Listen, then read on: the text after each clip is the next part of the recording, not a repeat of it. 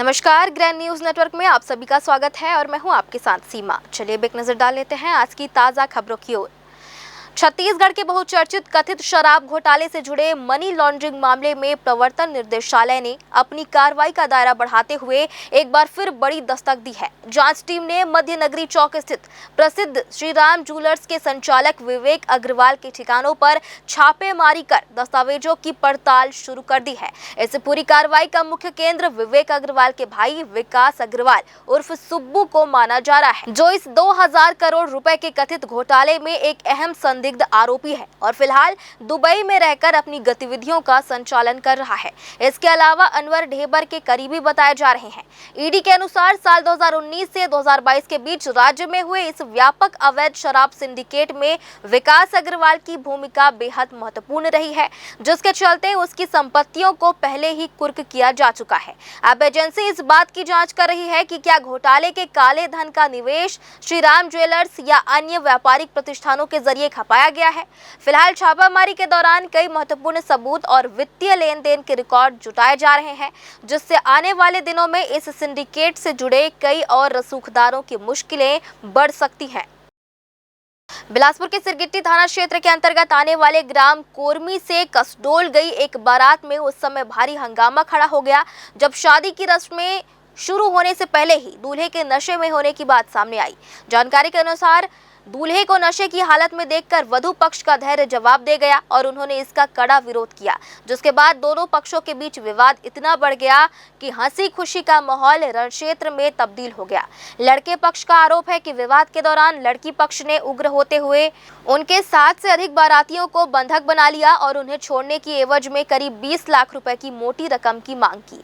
इस अप्रत्याशित घटनाक्रम से बारात में अफरा तफरी मच गई और लोग अपनी जान बचाकर भागने लगे। मामले की गंभीरता को देखते हुए पीड़ित पक्ष ने सिरगिट्टी थाने में शिकायत दर्ज कराई है, जिस पर कार्रवाई करते हुए पुलिस ने दोनों पक्षों के बयान दर्ज कर लिए हैं। पुलिस फिलहाल बंधक बनाने और अवैध वसूली की मांग जैसे गंभीर आरोपों की गहनता से जांच कर रही है, ताकि विवाद की असली वजह और दावों की सच्चाई का पता लगाया जा सके।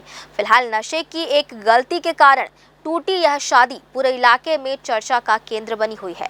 हमन कल गए बारात गए तो करीब वही 7 साढ़े 7 बजे पहुँच गए। तो हाँ अपन बाजा वाजा लगाए रहे, नाचन कूदें। नाचे कूदे के बाद परघाई में मन और परघाते तो दूल्हा लागे में लाइल पड़ते। तो दूल्हा ला सामने लाइन ना, तो दूल्हा थोड़ा सा दारू पिए ले रही, नशम हो गई रही से। तो गाड़ी में उतरे के समय वह थोड़ा लड़खड़ा गए नशा हालत में। अब उतका लो मन देखी तो बम हो गए। तो हाँ वो अरघनी परघनी कुछ नहीं, टीका मीका लगाते हो कुछ नहीं, सब ला कैंसल कर दी। कुछ नहीं करना है। तो हाँ पूरा जितना रिश्तेदारों का आए हैं सब नई दान भगाओ, मार गाड़ी करो, ऐसे दुनिया भर की बात चालू कर दी। अब ऐसे तो ऐसे कुछ नियम नेंग होवे नहीं करी, कुछ नियम नेंग नहीं हुई।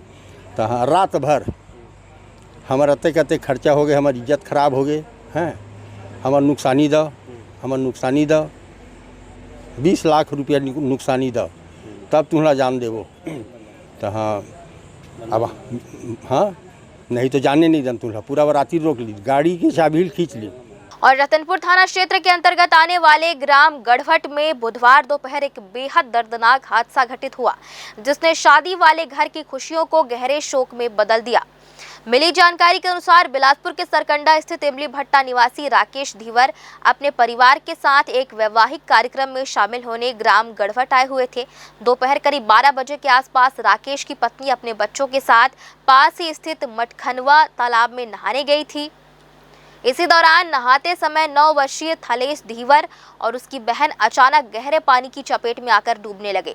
अपने बच्चों को जिंदगी और मौत के बीच जूझता देख मां ने बिना अपनी जान की परवाह किए तालाब में छलांग लगा दी। साहसी मां ने कड़ी मशक्कत के बाद अपनी बेटी को तो सुरक्षित बाहर निकाल लिया, लेकिन बदकिस्मती से थलेश गहरे पानी में समा गया, उसकी नजरों से ओझल हो गया। शोर सुनकर पहुंचे ग्रामीणों की मदद से काफी देर बाद बालक को पानी से बाहर निकाला जा सका, जिसके बाद परिजन उसे आनन फानन में सामुदायिक स्वास्थ्य केंद्र रतनपुर लेकर पहुंचे। हालांकि वहां डॉक्टरों ने परीक्षण के उपरांत मासूम को मृत घोषित कर दिया। इस हृदय विदारक घटना की सूचना मिलते ही रतनपुर पुलिस ने मौके पर पहुंचकर मर्ग कायम किया और शव को पोस्टमार्टम के लिए भेजकर मामले की जांच शुरू कर दी है। पाणिनीय व्याकरण की समृद्ध परंपरा को बढ़ावा देने और संस्कृत अध्ययन को नई दिशा देने के उद्देश्य से 1 मई को बिलासपुर स्थित पाणिनीय शोध संस्थान में एक विशेष संगोष्ठी का आयोजन किया जाएगा। इस कार्यक्रम में काशी और जयपुर के प्रतिष्ठित शास्त्र पंडितों का विशेष सम्मान भी किया जाएगा। आइए देखते हैं पूरी खबर। संगोष्ठी का मुख्य उद्देश्य पाणिनी प्रक्रिया के ऐतिहासिक, भाषिक और शैक्षिक आयामों पर गहन विचार विमर्श करना है। कार्यक्रम में देश भर से विद्वान, शोधकर्ता और छात्र भाग लेंगे, जिससे संस्कृत व्याकरण की जटिलताओं को सरल बनाने और भारतीय ज्ञान परंपरा की वैश्विक पहचान को मजबूत करने पर चर्चा होगी। मुख्य अतिथि के रूप में केंद्रीय संस्कृत विश्वविद्यालय के कुलपति प्रोफेसर श्रीनिवास वरेखेड़ी तथा सारस्वत अतिथि प्रोफेसर राधा वल्लभ त्रिपाठी उपस्थित रहेंगे। कार्यक्रम में उनके मार्गदर्शन से शोध और शिक्षा के क्षेत्र में नए आयाम स्थापित होने की उम्मीद है। आयोजकों के अनुसार यह संगोष्ठी केवल एक शैक्षिक मंच नहीं, बल्कि पाणिनीय परंपरा को समकालीन संदर्भ में पुनर्स्थापित करने का महत्वपूर्ण प्रयास है। इससे युवा प्रतिभाओं को प्रोत्साहन मिलेगा और संस्कृत अध्ययन के क्षेत्र में नवाचार के नए अवसर खुलेंगे। हम लोगों के लिए बहुत गौरव की बात है कि पूज्य माता डॉक्टर पुष्पा दीक्षित जी जो राष्ट्रपति सम्मानित हैं, और हमें यह भी गौरव है कि वो 4 डिलीट से सम्मानित हैं, और उनकी संस्था है ये पाणिनीय शोध संस्थान, आप देख रहे हैं।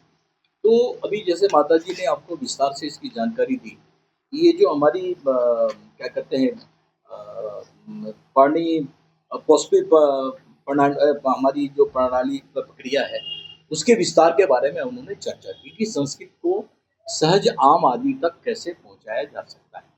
तो इसी को लेकर ये एक दिन की ये विचार गोष्ठी है, जो माता जी ने ये जो प्रक्रिया जो नई बनाई है, नई अपने शोध से उन्होंने उसको जो प्रकट हुआ है, वो चाहती हैं कि इसका लाभ दुनिया के और संस्कृत को जानने वाले लोगों तक वो पहुँचे। उसी पर ये चर्चा है। उनकी 52 पुस्तकें हैं। आप सोचिए कि संस्था में बिलासपुर में चाइना से, लंदन से, अमेरिका से, स्विट्जरलैंड से अभी भी बच्चे आए हुए हैं, नेपाल से। ये बच्चे वहां से आकर यहाँ संस्कृत पढ़ने आ रहे हैं, व्याकरण पढ़ने के लिए आ रहे हैं, उसके महत्व को समझना चाहते हैं। तो 1 मई को ये आयोजन नगर के सेठ लकीराम ऑडिटोरियम सभागृह में ये आयोजित होगा। प्रातः 10 बजे ये चालू होगा। संस्कृत को जाने बिना हम अपने देश को जान ही नहीं पाते, अपने आप को भी नहीं जान पाते, जीवन के लक्ष्य को नहीं जान पाते, हमारे ऋषियों ने जो जीवन पद्धति दी है उसको नहीं जान पाते। तो संस्कृत को जाने बिना सारा जीवन अधूरा होता है। हम लोग MBA करते हैं, बहुत बड़ी नौकरियाँ पाते हैं, बहुत से पैसा कमाते हैं, खा के पी के मर जाते हैं, किंतु जो वस्तु, जो विद्या पूरी दुनिया से भारत को अलग करती है, जो सारी दुनिया से भारत को श्रेष्ठ सिद्ध करती है, वो विद्या संस्कृत है। अब संस्कृत को पढ़ना है, ये तो शिक्षा से संस्कृत गायब है।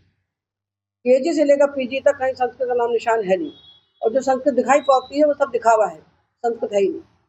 अब उस संस्कृत को हमको पढ़ना है, तो संस्कृत बाकी अंग्रेजी के समान छोटी मोटी भाषा नहीं है कि अंग्रेजी वाले शब्द गिन देते हैं, हमारे जितने शब्द हैं, ये अनंत भाषा है। उस अनंत भाषा में लिखा हुआ हमारा सारा संस्कृत का वाङ्मय है। वेदों से लेकर महाभारत, रामायण, पुराण, सारे पुराण, कालिदास, भास जो भी हैं, सब कुछ संस्कृत में लिखा हुआ है। उस सबको हमें पढ़ना है। तो पढ़ने के लिए संस्कृत को, समग्र संस्कृत को जानने के लिए एकमात्र आधार है भगवान पाणिनि की लिखी हुई अष्टक है, पाणिनि का व्याकरण। उसको पढ़ने से हमको सारी संस्कृत आ जाती है। Bureau report, Bilaspur. और फिलहाल आज की ताज़ा खबरों में बस इतना ही। आगे भी खबरें जारी रहेंगी। बने रहिए ग्रैंड न्यूज़ नेटवर्क के साथ।